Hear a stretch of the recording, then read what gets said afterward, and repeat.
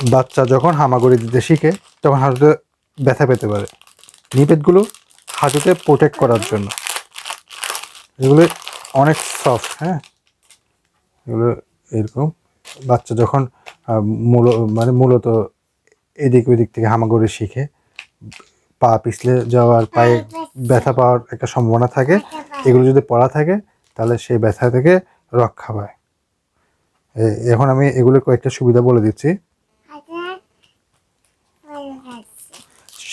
শিশুর হাঁটাহাঁটির সময় হাঁটু সুরক্ষা দেয় যাতে আঘাত না লাগে। তারপর এটা আরেকটা বড় উপকার হচ্ছে স্লিপ প্রতিরোধ করে। বাচ্চা স্লিপ খাবে না। মা একটু এদিকে দাও, হ্যাঁ।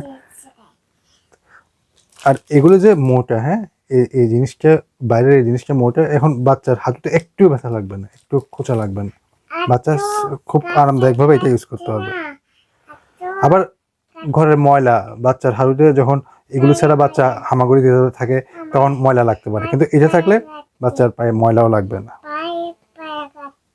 আর এটা ময়লা হবে কোনো সমস্যা নাই, এটা ইচ্ছা মতো ধোয়া যায়, হ্যাঁ, ইচ্ছা মতো ধোয়া যায়।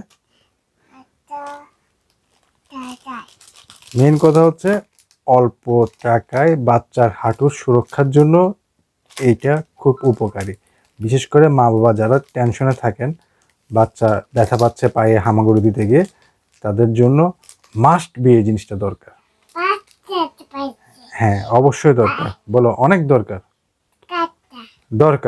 হ্যাঁ, এটা নিপেট। হ্যাঁ, ঠিক আছে। তাহলে আরো কিছু জানতে চাইলে হোয়াটসঅ্যাপের নাম্বার আছে নিচে ক্যাপশনে, ওইটাতে কল দিলাম।